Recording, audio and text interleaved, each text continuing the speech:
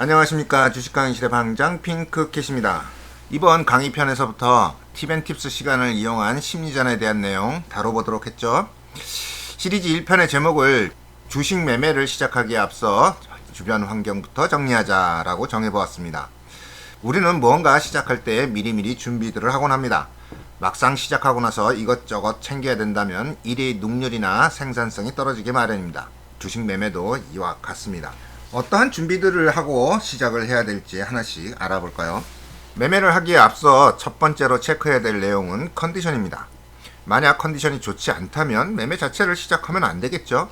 컨디션에는 몸 상태도 있지만 정신 상태 그리고 주변 환경까지 모두 체크하는 것이 좋겠습니다. 어제 과음을 해서 몸 상태가 안 좋다든가 감기약을 먹고 약간 집중력이 떨어진다든가 간밤 얘기는 지나가고요. 집사람 혹은 파트너와 상의하던 일이 있었는데 이게 해결이 되지 않아서 머릿속을 계속 둥둥 떠다닌다든가 주식 매매에 집중할 수 없는 상태라면 일단은 매매를 시작하면 안 되겠죠. 오늘 꼭 매매해야 될 이유는 없습니다.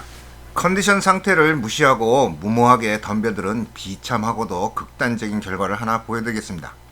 지난 20여일 동안 매매한 결과인데요. 문제점 찾으셨나요?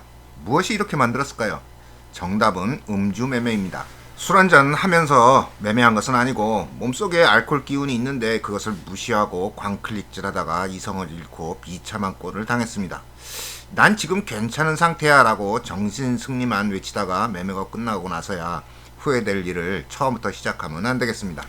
이 심리라는 것이 말이죠. 미묘해서 아무리 작고 사소한 것이라도 반드시 결과를 보여줍니다. 그것이 좋은 것이든 나쁜 것이든 말입니다. 컨디션 체크하실 때 조금이라도 매매에 방해가 될 것 같으면 정신승리보다는 객관적이고 냉철한 판단력에 맡기는 것이 좋겠습니다. 두 번째로는 충분한 워밍업 시간 갖기입니다. 어떤 일이든 허둥대면 실수가 나오기 마련이죠.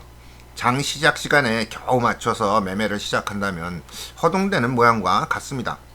장 시작 전에 HTS를 점검해서 세팅을 완료해놓고 뉴스와 정보 기타 등등 읽어보고 미처 다 보지 못한 지난 차트들도 추세를 확인하는 등 워밍업 시간을 충분히 가져야 심리적인 안정감이 만들어집니다. 이 내용은 자꾸 얘기하면 잔소리에 가깝죠.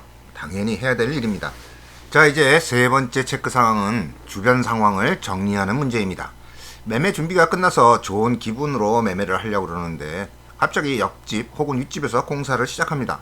쿵쾅거리는 소음 속에서 매매를 해야 한다면 좋은 성적이 나올 수 있을까요? 조용할 것을 주문하고 자리에 되돌아와서 매매하면 이 역시 좋은 성적이 나올까요? 어떤 상황이 되었던 간에 심리적 부담감이 만들어지기는 매 한 가지입니다. 고도의 집중력이 필요한 주식 매매에서 하나라도 방해 요소가 있다면 주저 말고 포기해야 되는 것이 맞습니다. 매매에 집중할 수 있도록 따로 공간을 마련하는 이유 중에 하나가 주변 방해라고까지 할 수 있습니다. 매매 중 누군가 말을 걸어와도 이 또한 신경 쓰이는 일 중에 하나니까요. 제 경우에는 매매 중 누군가 찾아오는 상황이 발생하면 체결된 계약을 청산하고 그날의 매매를 즉시 중단합니다. 손님이 찾아오시는 순간 이미 매매 리듬이 깨졌기 때문이죠. 매매를 시작하고 끝날 때까지 완벽하리만큼 방해받지 않는 공간을 갖는 것이 가장 베스트지만 현실에서 그렇게 넉넉하지 않죠. 따라서 그 어려움을 어떻게 극복해야 할지 충분히 고민해 보아야 할 것입니다. 집에서는 아이들이 떠들고 마눌님이 잔소리하고 직장에서는 일도 해야 되고 차트도 보아야 되고 좋은 자리 나오면 진입도 해야 되고 이거 정신 사나워서 올바른 매매가 되기 어렵습니다. 매매를 시작도 하지 않은 준비 단계에서도 만들어지는 심리 상태가 꽤 많지요. 아직 더 많이 있습니다. 심리가 이렇게 복잡하고 관리하기가 어렵습니다. 자, 이제부터 돈 이야기를 해보겠습니다. 돈은 주식 매매의 시작이고 끝이죠. 증거금이 모든 것을 이야기해 줍니다. 증거금이 늘고 줄고 하는 과정에서 모든 심리가 활성화되기도 합니다. 매매 중에는 물론 매매를 시작하기도 전에 증거금의 크기가 심리에 영향을 미리미리 끼쳐버리기 때문이죠. 차트를 하나 보시겠습니다. 오늘자 나스닥이고요. 오전장 움직임을 보여주고 있습니다. 아침장 시작 후 약 200포인트 정도 상승했습니다. 금액으로 4,000불, 400만원이 약간 넘어가는 금액이죠. 오전장임에도 불구하고 많이 올라갔습니다. 미국 대선 관련해서 요즘 오전장에도 변동성이 제법 큽니다. 증거금을 확보하라는 핵심은 400만원의 변동폭을 따라가려면 얼마의 증거금이 필요할까 예상해보는 것입니다. 100만원 정도의 여유 증거금으로 400만원을 챙기고 싶은 것은 누구나 갖는 희망이겠죠. 역설적이게도 100만원으로 400만원을 챙기는 상상은 희망 고문이 될 수 있습니다. 희망은 욕망을 낳고 욕망은 눈앞을 가리게 되므로 파멸의 길로 안내할 수도 있습니다.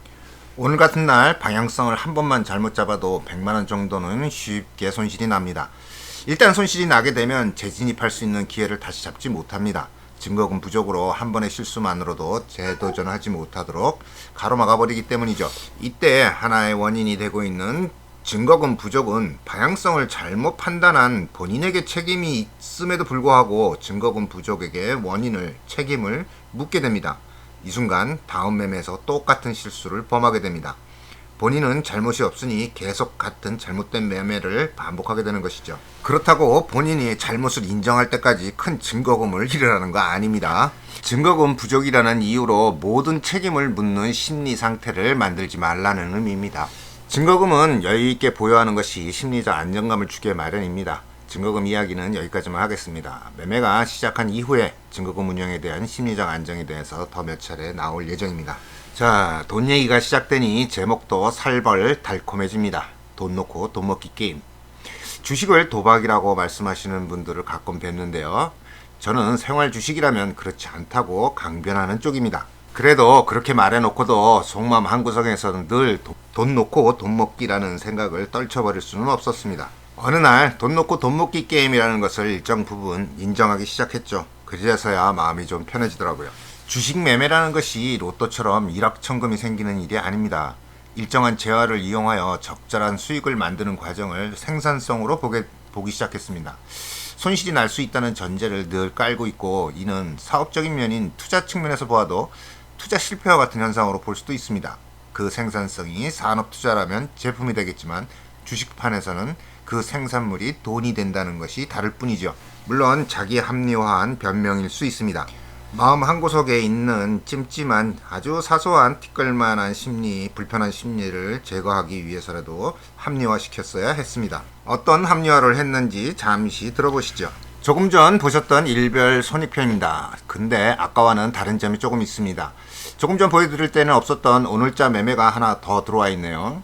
보통 낮에는 나스닥 매매를 잘 하지 않습니다. 제가 필요로 하는 변동성이 며칠에 한 번 정도 나오기 때문에 나스닥 주간장은 저와 잘 안 맞습니다. 그러나 조금 전에 손익표 보여드리고 동영상 제작하다 다시 상승하는 좋은 구간을 보게 되었고, 이를 따라붙어서 약 30만원 정도의 수익을 만들었습니다. 50만원 정도 수익을 목표로 들어갔는데 30만원에서 멈추고 수익을 확정한 모습입니다. 어제까지 수익률은 213만원, 오늘 당일 수익은 36만원, 즉 213만원의 재화를 배팅을 해서 16.9%의 생산성을 만든 것입니다. 생산물은 물론 돈입니다. 화폐지요. 다소 엉뚱한 논리이긴 합니다만 주식을 도박이라고 하시는 분에게 이런 설명을 하면 더 이상 저에게 스트레스 주지는 않습니다. 바로 눈앞에서 16.9%의 생산성을 보니 부러워할 뿐이죠. 돈 놓고 돈 먹기 맞습니다만 스스로의 위안을 위해서 생산성으로 껍데기를 씌운 꼴입니다. 이런 것이 심리이고, 심리가 왜 다양한지 보여줍니다. 아주 사소하고 자그마한 심리라도 불편하다면 제거해야 합니다. 심리 이야기를 하다 보면 어디쯤에서 마쳐야 하는지 잘 모릅니다. 심리 내용은 다양한 면도 있지만 반복될 수도 있기도 해서 한편에 너무 많은 이야기를 연결하지는 않겠습니다.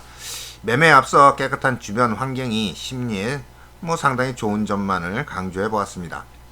한 가지 더, 심리 이야기는 지극히 개인적인 의견입니다. 다른 의견에 대해서는 무대응으로 하겠습니다. 본의 아니게 심기를 건드리는 말들이 나올 수도 있습니다. 이해하여 주시고 들어주시기 바랍니다. 그럼 오늘의 강의는 여기쯤에서 마치도록 하겠습니다. 시청해 주셔서 감사드리고요. 다음 강의에서 뵙겠습니다. 안녕히 계십시오.